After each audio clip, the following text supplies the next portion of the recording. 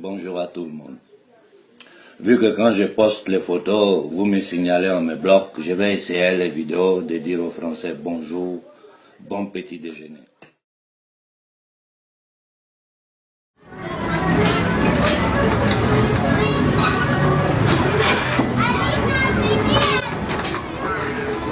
Une civilisation qui s'avère incapable de résoudre les problèmes que suscite son fonctionnement est une civilisation décadente.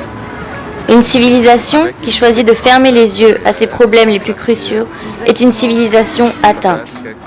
Une civilisation qui ruse avec ses principes est une civilisation moribonde. Le fait est que la civilisation dite européenne, la civilisation occidentale, telle que l'ont façonné 2 siècles de régime bourgeois, est incapable de résoudre les 2 problèmes majeurs auxquels son existence a donné naissance. Le problème du prolétariat et le problème colonial, que, déférée à la barre de la raison, comme à la barre de la conscience, cette Europe-là est impuissante à se justifier, et que, de plus en plus, elle se réfugie dans une hypocrisie d'autant plus odieuse qu'elle a de moins en moins de chances de tromper. Tu comprends pas, tu es maghrébine. Je suis arabe, musulmane. Oui, bah, ça n'a rien à voir. Tous les musulmans ne sont pas arabes. Ah bon? Non. Oh là là, bah non. Ah non. Bah non. Ah non. Bah si, comment? Les Iraniens, c'est des arabes? C'est pas des arabes. Les Indonésiens, c'est des arabes. C'est des Furs. C'est pas des arabes. Donc voilà, c'est Non, c'est des Furs. Mais moi, je suis arabe musulmane. Cependant, depuis dimanche, le déploiement militaire que la France est en train de faire en Côte d'Ivoire, moi je vous demande pour quelle raison. Qu'est-ce que vous faites chez nous? Vous déployez tous ces... Mais ça signifie quoi tout ça? Parce qu'on veut sortir du franc CFA? On dit on ne veut plus l'armée française chez nous et vous déployez encore vos militaires pour défendre les intérêts de la France. Pour voler le cacao ivoirien, pour voler l'or ivoirien, pour voler le pétrole, le cobalt, le manganèse. Regardez, c'est le peuple qui doit se lever. C'est le peuple qui doit se lever. Oui, alors algérien, ça ne veut pas dire arabe. Je suis désolée. Moi, c'est ça qui me... Non, mais moi, je sais que vous n'êtes pas des arabes. Mais moi, je suis arabe, si tu le dis. Voilà. Je dis pas, je suis arabe. Et vous êtes contente. Et vous venez d'où déjà? Moi, je suis libano-belge, mais j'ai grandi en Côte d'Ivoire. Ah, d'accord.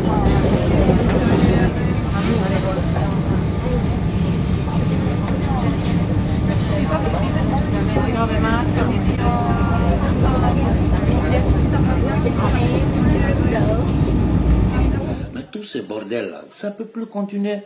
Nous, on ne va plus accepter de voir le sang des Ivoiriens couler.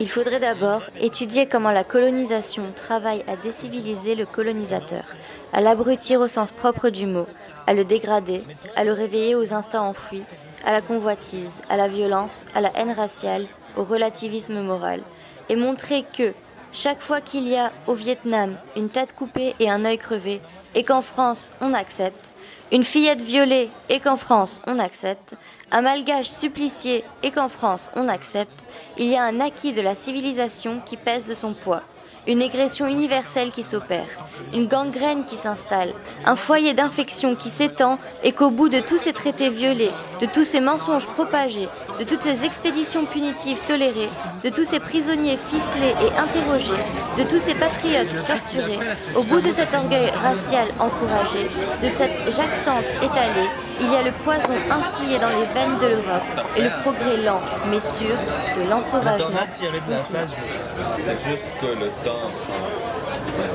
Unissons-nous, unissons-nous. Toutes les ethnies de Côte d'Ivoire doivent s'unir pour chasser la France. Tout ça, c'est à cause du franc CFA. Tout ça, c'est à cause du café, cacao, pétrole. Ce matin, nos enfants n'ont pas bu café. Ils n'ont pas bu cacao. Eux, ils ont ça avec, ils font ça même en beurre de chocolat. Mais venez voir comment les gens là vivent dans nos biens ici.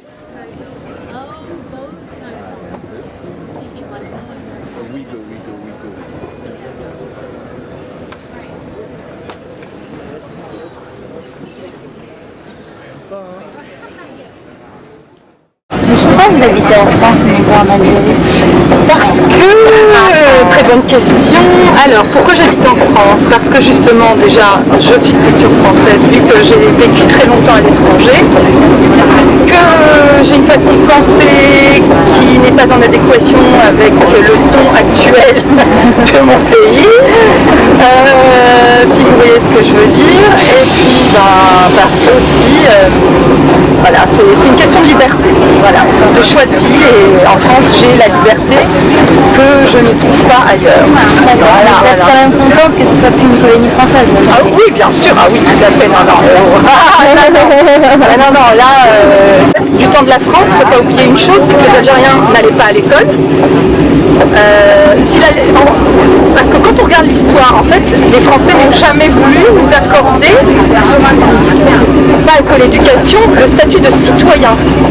En 1870, par le décret Crémieux, les Juifs algériens, qui étaient là depuis 2000 ans, eux ont eu la nationalité, mais pas ceux qui étaient musulmans.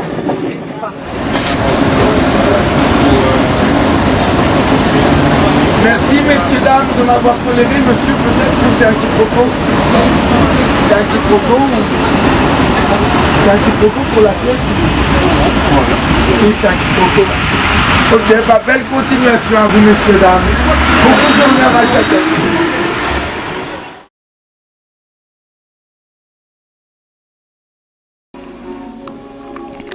No one today is purely one thing. Labels like Indian or woman or Muslim or American are not more than starting points, which, if followed into actual experience for only a moment, are quickly left behind. Imperialism consolidated the mixture of cultures and identities on a global scale. But its worst and most paradoxical gift was to allow people to believe that they were only, mainly, exclusively white or black or Western or Oriental. Yet, just as human beings make their own history, they also make their cultures and ethnic identities.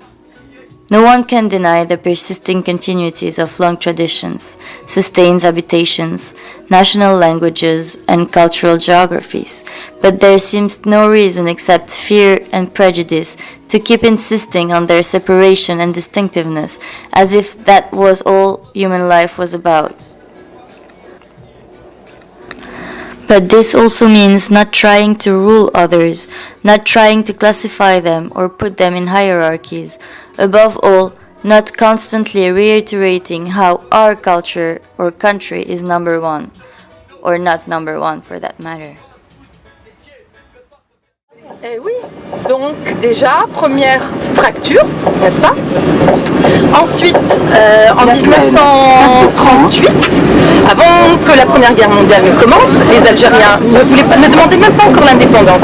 Ils demandaient d'avoir l'égalité, d'être citoyens comme ceux d'origine européenne ou les Juifs algériens. Et ils ramenaient des Maltais à qui donnaient la nationalité française en Algérie. Et nous, les autochtones, on était considérés comme indigènes, c'est-à-dire on était régis par un autre code et en plus on n'avait pas accès à l'éducation, on n'avait pas accès aux ressources du pays, n'est-ce pas? La majorité des Algériens travaillaient comme les terres ont été spoliées, donc il y avait des familles qui avaient de la terre, on leur a enlevé pour les distribuer à des colons, et c'est tout ça. En 1954, quand la guerre s'est déclenchée, il y avait une grosse majorité, on n'était que 10 millions de musulmans algériens.